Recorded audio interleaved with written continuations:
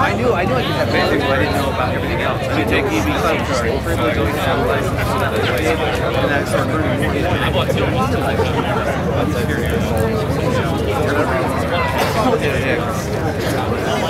I started finding out cool stuff. The second that it was announced that those kids were killed, Obama was up there saying we need to.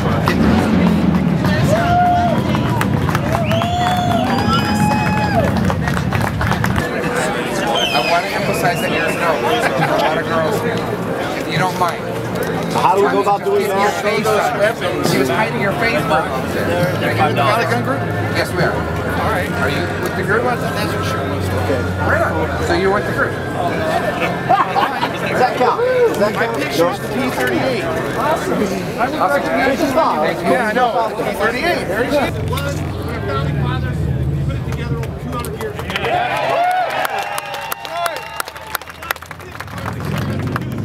That I'm willing to support. I support the whole thing 100%. And if Obama's trying to come for our guns, guess what? We're going to stop him.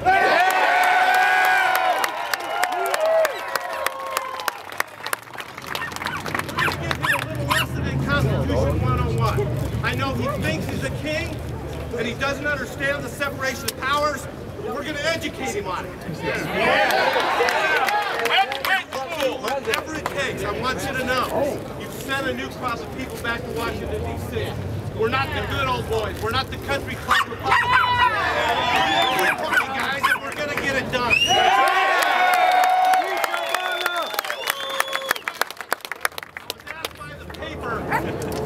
The other day, how many guns I own and what makes and models they are. Folks, I'll just tell you, it's over 30. Business. I was on news programs, Face the Nation, a week ago, where a guy that used to be a member of the NRA, a Democrat, stood up and he said, listen, I've been supportive of the NRA all my life, and I'm a hunter. But you don't need an assault weapon to hunt ducks. And I told him, if you think the Second Amendment is about hunting ducks, you're smoking crack.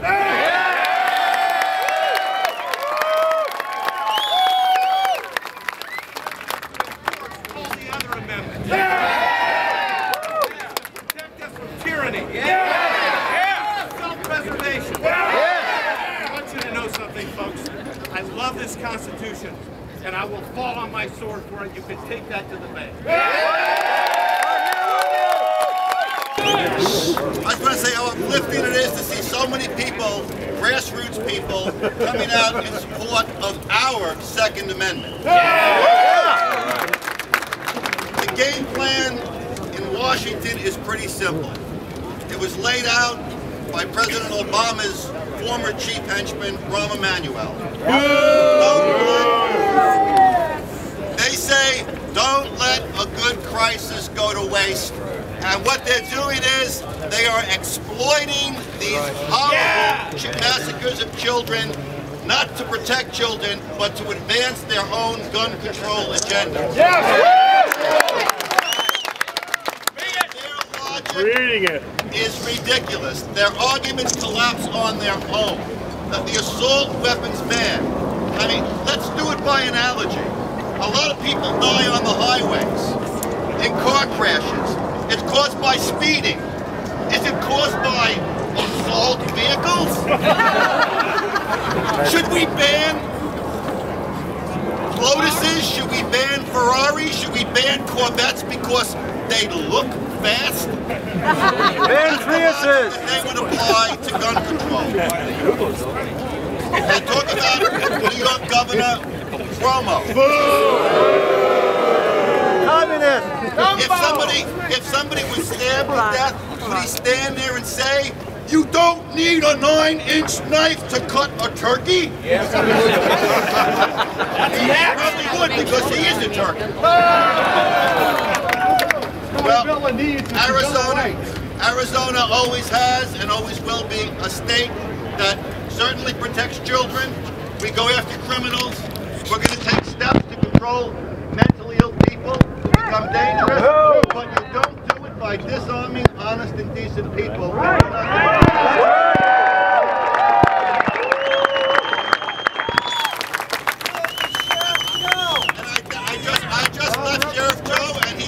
He's protecting kids too, and the left doesn't even like what he's doing, and he's using trained posse members. That shows that. But don't applaud me, applaud yourself, because you're the people that ultimately will protect our constitutional rights. Thank you for being here.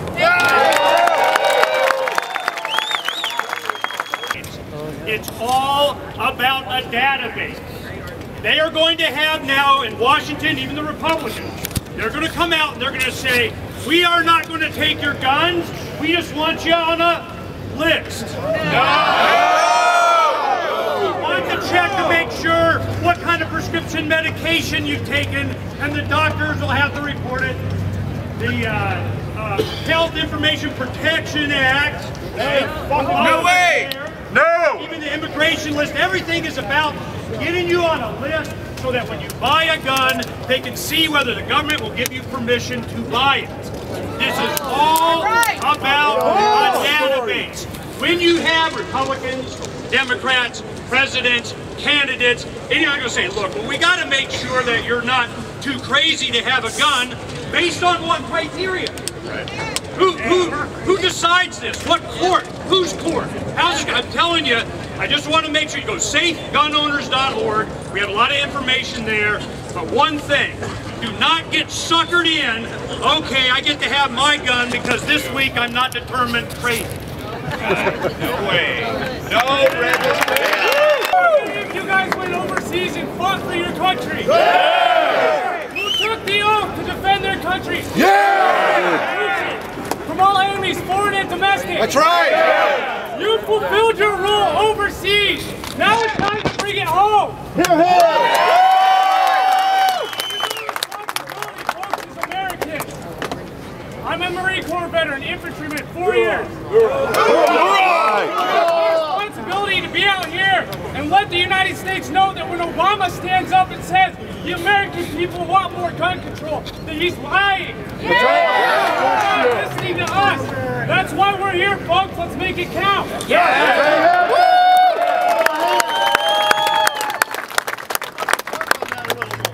I'm an Army veteran. A lot of veterans out here. Thank you. We don't need gun control. We need crime control. Politicians control. Kind of behavior. It is not a kind of hardware.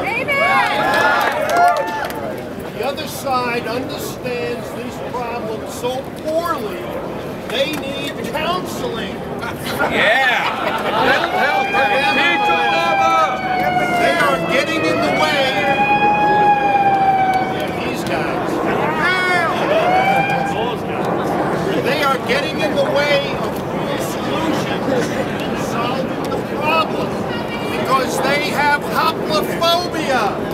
They have a morbid fear of weapons. It is an undiagnosed medical condition. And we treat it like a political problem, which is our mistake. They need medical treatment. They have. They are terrified of guns.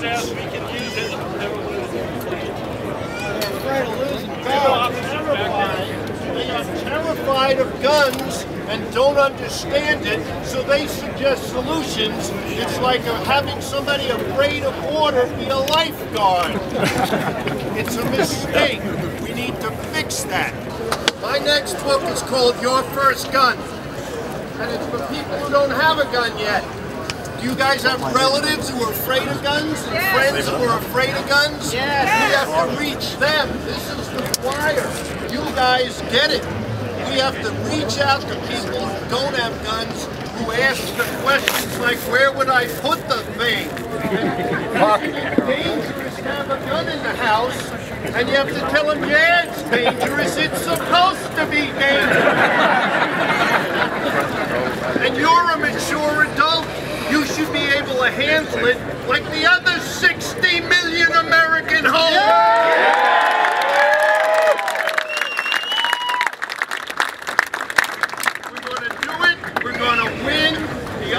side has it wrong, we should show them compassion and sympathy because they don't get it and we do. And we will win. God bless America and God bless all of you.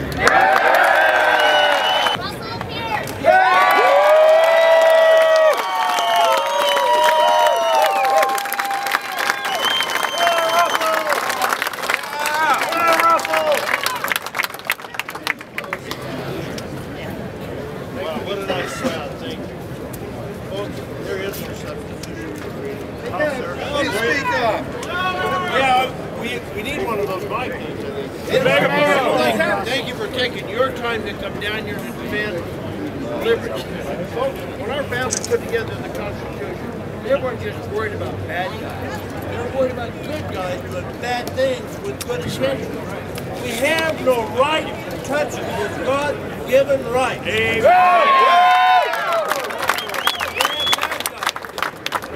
they ran the legislation to create, again, number one state in the nation, Second Amendment liberty, Senate Bill 1108, 2010, that you have a right to carry without getting permission from your government to carry.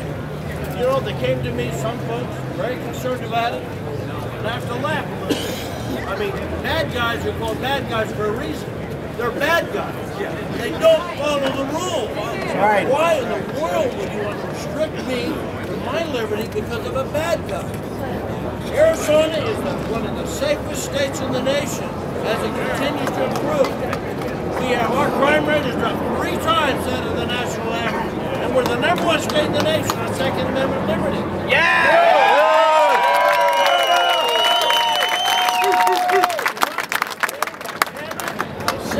My property. In addition to that, have a responsibility in this republic to defend it against a tyrannical government. Right. Yeah. Folks, liberty once lost will never be gained except with bloodshed. You cannot let it slip away. You cannot. You've got to stand firm. We've got to stand together. There will be an assault that we know nationally. There will be an assault locally by those folks who have no respect for freedom, no respect for your rights, have no respect for the Constitution. I share some disdain from some of our politicians that you share. And it would be easy to fix if they would just keep their promises. Right. It's not a difficult issue to do. If you say you stand for something, stand for it. If you say if you take an oath of office, defend it. Right. Mean it. If you don't mean it, it's up to you to fire it. Yeah.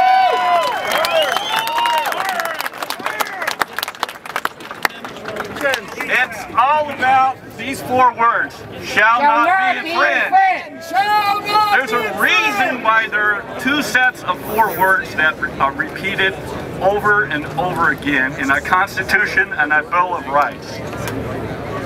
We the people and shall not be infringed. Absolutely! Why? Because, why is it repeated so many times? Because it's the foundation. Because our rights are inherent with us. They are from birth to death. No one grants us our rights. They are recognized as pre-existing in these famous documents. Remember that. Shall not be infringed. Inherent rights of life. We all have them. Thank you. Shall not! Folks, can you guys hear me? Yes! All right, real quick, my name's Mike Gudamus, by the way, from Tempe. Hi, Mike. How many people here have ever lived in Europe? No. How many people have been stationed there? It counts. How about in Asia? How about in South America? How many people would be willing to trade the quality of life we have here for any of the countries within any of those regions? So, think about when you go out and have conversations with folks that do not have the same support of the First and Second and 10th Amendments as you do, and deal with facts. What's the violent crime rate in the United Kingdom? It's 3 times the violent crime rate in the United States. Yet, private ownership is severely restricted in the UK. You got it. There's a ton of violent crime. Where are the highest incidences of violent crime within the United States? Chicago! Gun-free zone. You got it. All of them are right. It's the gun-free or the restriction zone. Common sense is trumped by emotion. So when you're talking to your folks, hear them out. They didn't grow up hunting. They didn't grow up fishing. They might not have grown up with the lineage that folks talked about here today, going back to the Revolutionary War. They might not have had family members that fought in wars and incursions across the world. But you have. You've experienced life. Use the facts and don't get emotional. Talking about going after the president in means other than procedural is wrong. Amen. That's right. It's the foundation for our country, which is why the executive mandates are wrong. They circumvent process. Amen. And the processes are in place to slow down emotional responses to situations and deal with the facts. And the facts are, you are significantly better off being surrounded by those who are competent with firearms, who live in a free environment, able to speak their minds, and who have local protection over federal intervention. Some statistics, they don't lie. That's right. Stick with the facts. They are your friends. Follow the process. They work. That's right. And don't get emotionally involved. Stick with the facts. Very happy here. I have my 3 boys with me.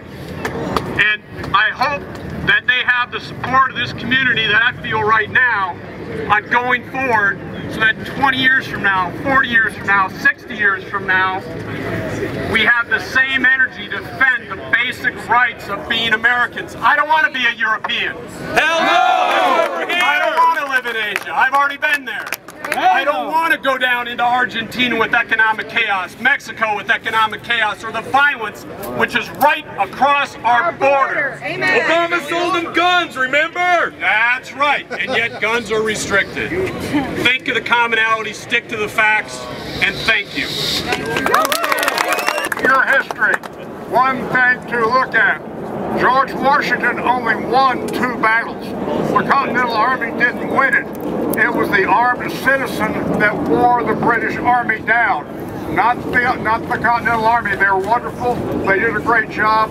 But it was the armed citizen that won the Revolutionary War. Thank you. Yeah. I just got one real quick thing to say. I grew up in a family where I was taught that I am responsible for me.